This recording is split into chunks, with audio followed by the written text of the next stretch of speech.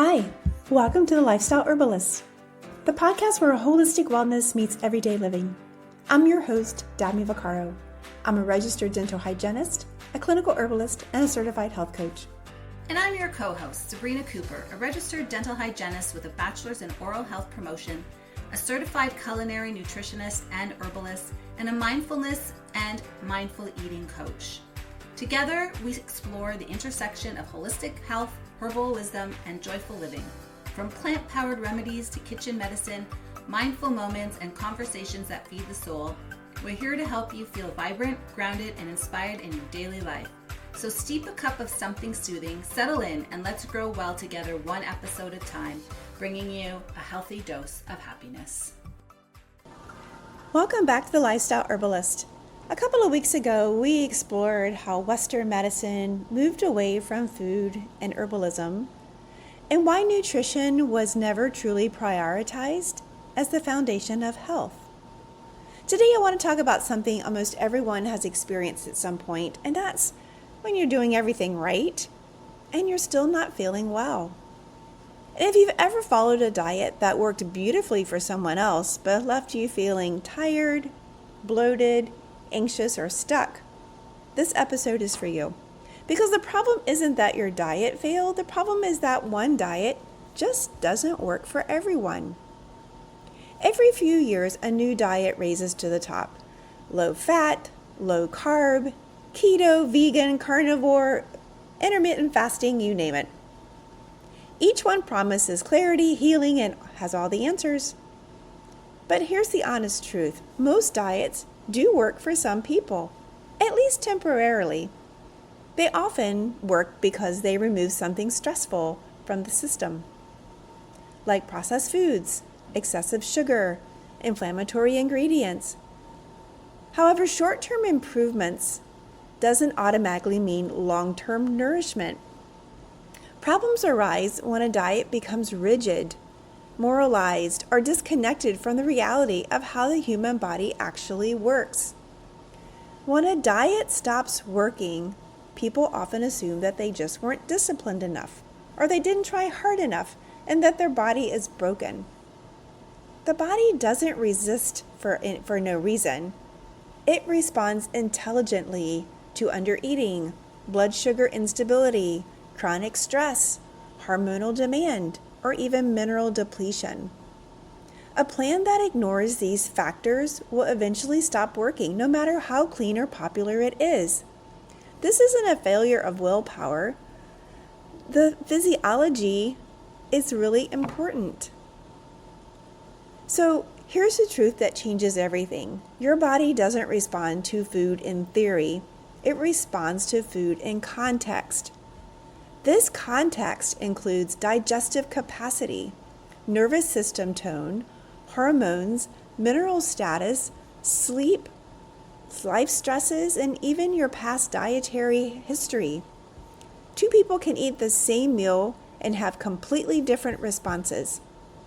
One feels energized while the other feels inflamed or exhausted. And that difference isn't a preference or a mindset. It's simply biology. Every bite of food interacts with an internal environment you bring to the table, and that environment is shaped by far more than just food alone. Digestive capacity is one of the most overlooked pieces of the puzzle. Two people can eat the same meal. One has an adequate stomach acid, healthy bile flow, and sufficient digestive enzyme, and that meal is broken down, absorbed, and used for repair and energy. If the other person has low stomach acid from chronic stress, mineral depletion, or years of dieting, that same meal may ferment, irritate the gut, or pass through only partially digested. The food didn't change, but the body's ability to process it did. The nervous system plays an equally critical role. Digestion is a parasympathetic process, meaning it requires the body to feel safe. When someone is living in a constant state of stress, emotionally, mentally, or physically, the body prioritizes survival over digestion. Blood flow is diverted away from the gut, digestive secretions decrease, and motility changes. In this state, even the most nourishing meals can feel heavy, bloating, or inflammatory. And it's not that the food is wrong, it's that the body isn't in a state to receive it. Hormones further influence how food is tolerated and utilized. Blood sugar regulation, cortisol levels, thyroid function, and sex hormones all affect metabolism and energy production. A woman in a high-stress phase of life, dealing with hormonal imbalances or perimenopause, may respond very differently to carbohydrates, fats, or fasting than someone who is in a more stable hormonal state. What once felt energizing may suddenly feel depleting, and that shift is often misinterpreted as a failure rather than a signal that the body needs have changed. Mineral status is another fundamental yet often invisible factor. Minerals act as a cofactor for enzymes, support the nerve transmission. It regulates fluid balance and enables cellular energy production. When mineral reserves are low, something that commonly happens with chronic stress, undereating, or excessive sweating, or even digestive issues, the body becomes less resilient. Foods that require more digestive effort or mineral resources may trigger fatigue, anxiety, or even inflammation, not because they're unhealthy, but because the body didn't currently have the resources to manage them. Sleep and life stress add another layer to this context.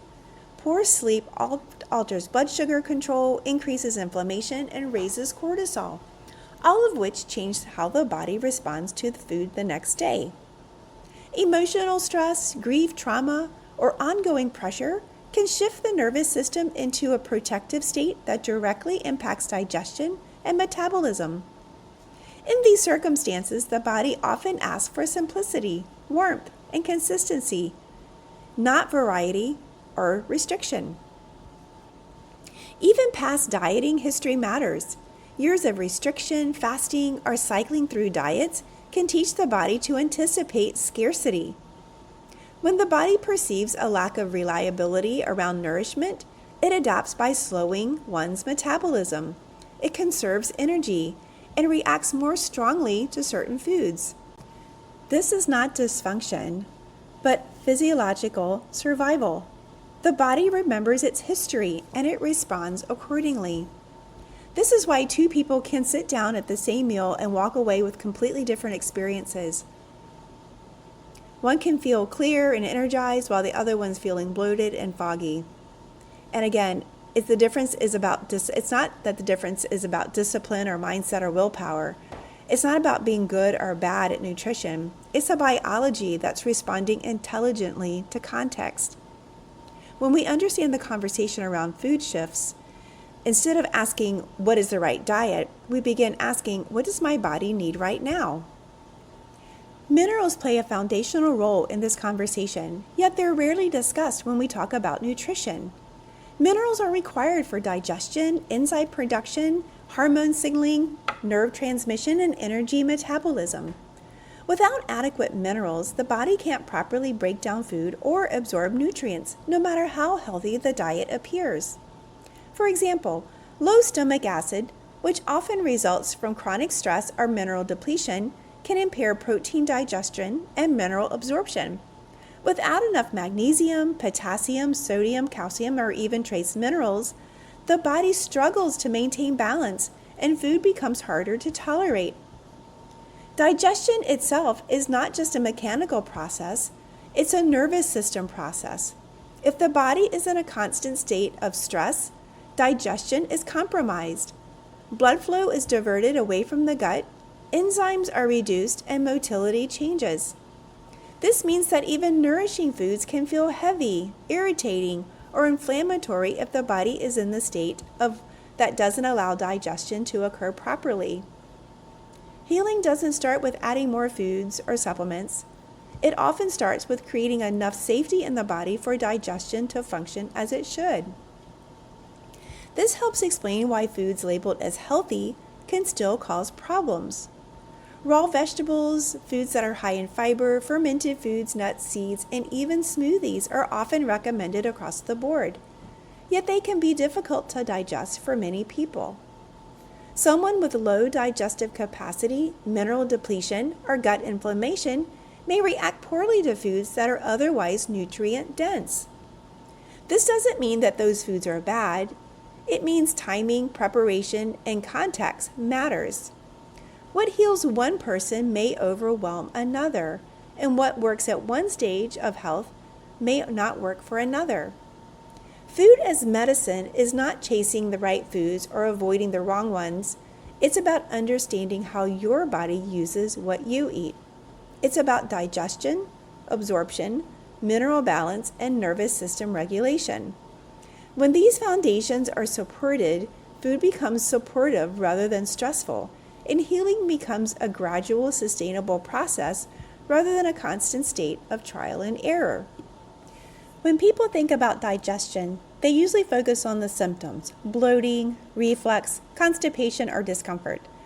However, digestion isn't just a single outcome, it's a process. It begins long before the food ever reaches the stomach.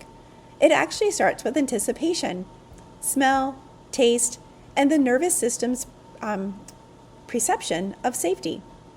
From there, food must be broken down mechanically. This is where our teeth are so important. Digested chemically and absorbed at the cellular level, and then eliminated efficiently. When any part of that process is under-supported, symptoms appear. These symptoms aren't mistakes or failures, it's simply communication. One of the most helpful things you can do to begin observing digestion without judgment. Hunger and appetite are important signals. Feeling naturally hungry before meals and satisfied afterwards suggests the body is communicating well. A lack of hunger, intense cravings, or feeling shaky or irritable when meals are delayed can point to stress, blood sugar instability, or undereating. Hunger is not something to control or ignore. It's information worth listening to. Sensations during and after meals also offer important clues. Some people notice immediate bloating, pressure, reflux, or discomfort, while others feel symptoms hours later. Immediate reactions often reflect nervous system tension or reduced stomach function, while delayed symptoms can suggest fermentation or challenges with absorption. The timing of symptoms matters just as much as the symptoms themselves, and understanding that helps remove blame from individual foods. Bowel patterns are another window into digestive health. Though they don't need to be monitored obsessively, regular elimination, ease, and sense of completion over time reflect balance and rhythm. Irregularity is often less about fiber and more about hydration, minerals, nervous system tone, and consistency in daily routines. Digestion thrives on rhythm, not perfection. Energy and mood are closely tied to digestion. Even though we don't always connect the two, feeling calm and clear after meals suggests stable blood sugar and good assimilation of nutrients, while fatigue, anxiety, and brain fog can indicate that digestion is requiring more effort than the body can comfortably provide. These shifts aren't random, and they're signals that digestion and metabolism need a little more support. Food tolerance can also change over time, and that change is important to notice. Foods that once felt nourishing may suddenly cause discomfort during periods of high stress, poor sleep, hormonal transitions, or emotional strain. This doesn't mean that those foods are inherently bad. It means that the context has changed. Digestion responds to the state of the whole system, not just the ingredients on the plate. Healing digestion doesn't begin with rules or restriction, it begins with a safety. Digestion is a parasympathetic process, like I said. It requires the body to feel calm and supported, and eating regularly, sitting down for meals, and chewing well, choosing warm and simply prepared foods when needed, and reducing stimulation while eating all help and support safety to the nervous system. How often you eat matters as much as what you eat. Nourishment must come before elimination. Many people try to heal digestion by removing more and more foods, but restriction rarely builds digestive strength. Adding support, like adequate protein, minerals, hydration, warmth, and consistency, creates the foundation that the body needs to digest more effectively over time. Healing isn't about avoiding foods forever, it's about building that capacity. True digestion healing happens over a gradual period of time. This goal isn't to tolerate everything all the time, and it's to notice increased resilience. Symptoms may become less intense, recover faster, and food intolerance is broader. These are signals that the body is regaining trust and balance. Supplements, herbs, and testing can be helpful tools, but they work best when used to support function rather than override symptoms. Digestive healing is ultimately about restoring communication. And when you learn to observe your digestion with curiosity instead of judgment, your body begins to show you what it needs. Nourishment creates the conditions for healing, and when those conditions are met consistently, digestion often improves in ways that feel sustainable and natural. As we close today's episode, I want to bring this back to something simple. Digestion isn't about what you eat. It's about how your body receives, processes, and uses nourishment. Symptoms are not signs of failure. They're signals. And when you learn to observe your digestion through the lens of safety, rhythm, and capacity, food stops being something to control and starts becoming something that supports you. Healing doesn't happen by chasing the right foods or eliminating everything that causes discomfort. It happens when the body feels resourced enough to digest, absorb, and adapt. That foundation is built through consistent nourishment, nervous system support, and adequate minerals availability. Over time, digestion becomes more resilient, energy more stable, and food intolerance is broader, not because you forced it, but because the body has what it needs. If you're curious about understanding your digestion and overall health at a deeper level, one of the tools I use in my practice is hair tissue mineral analysis, or HTMA. It offers insights into mineral patterns, stress response, and metabolic balances. It factors are strongly influence digestion and how the body uses food. It's not a diagnosis, and it's not about labeling your body. It's simply information that helps guide us more personalized and supportive nourishment.